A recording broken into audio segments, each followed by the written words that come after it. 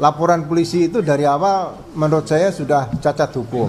Jadi kalau peristiwa pencemaran nama baik dan fitnah sudah berhenti, nah bukan berarti perkara yang berkaitan dengan pokok perkara awal, yaitu masalah dugaan ijazah palsu, itu berhenti. Tidak ada sebutan penyerahan diri, memaksa SP3 dan sebagainya.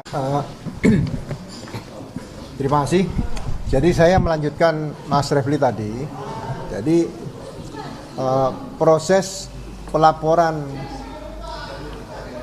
pencemaran nama baik dan fitnah 310 dan 311, laporan polisi itu dari awal menurut saya sudah cacat hukum.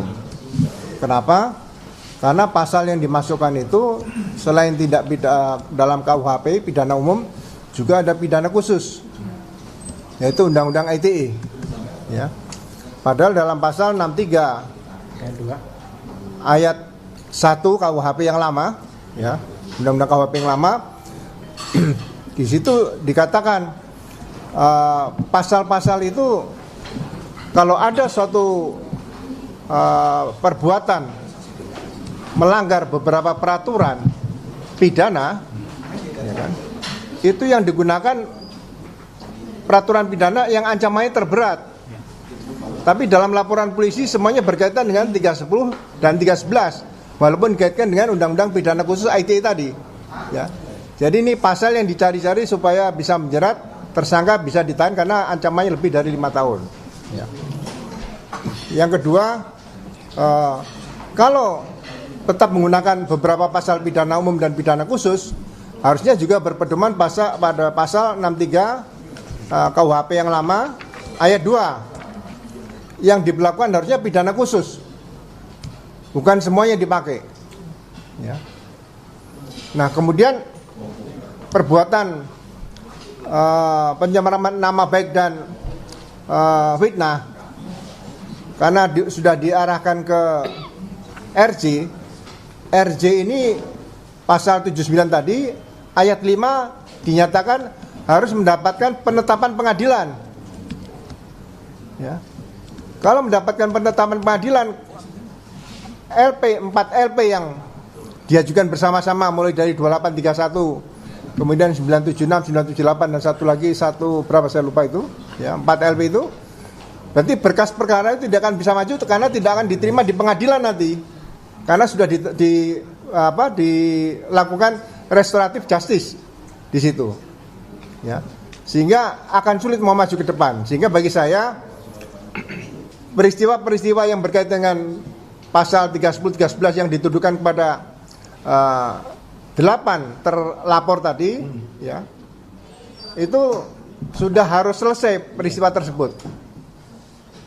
Perbuatan yang dituduhkan kepada 8 orang berarti sudah selesai, tidak akan dilanjutkan lagi, karena tidak akan mungkin bisa diproses ke kejaksaan ataupun ke pengadilan. Ya. Saya tidak tahu sekarang apakah laporan polisi sudah masuk bagian dari sistem informasi penelusuran perkara SIPP. Kalau itu sudah masuk, otomatis pengadilan suatu saat akan menolak. Ya. Itu yang prinsip ingin saya sampaikan. Jadi kalau peristiwa pencemaran nama baik dan fitnah sudah berhenti, nah bukan berarti perkara yang berkaitan dengan pokok perkara awal, yaitu masalah dugaan ijazah palsu, itu berhenti. Itu tidak berkait, ya, tidak seperti kapal dengan jangkar, bukan. Ya. Nah, ini nanti akan maju berdasarkan putusan KIP yang dimenangkan oleh saudara Bonatua tadi. Dan ini akan masuk babak baru, ya, selain dari yang laporan TPO dulu di Barreskrim, juga akan dibuatkan laporan polisi baru oleh Pak Bonatua atau siapapun nanti yang melaporkan para komisioner KPU di Solo, di Jakarta dan di pusat. Ya. Jadi sekali lagi mohon dipisahkan antara peristiwa laporan polisi yang dilaporkan di Polda Metro, ya, dengan peristiwa penggunaan dugaan ijazah palsu tadi untuk menjadi calon wali kota waktu itu, kemudian calon gubernur dan calon presiden. Itu saja tambahan dari saya supaya ini memperjelas dan mempertegas bahwa tidak ada sebutan penyerahan diri, memaksa SP3 dan sebagainya. Karena SP3 yang dilakukan itu adalah perbuatan seluruhnya yang dilaporkan oleh Jokowi dan Pak Jokowi dan kawan-kawan dalam bentuk 4 LP. Download Tribun X sekarang, menghadirkan lokal menjadi Indonesia.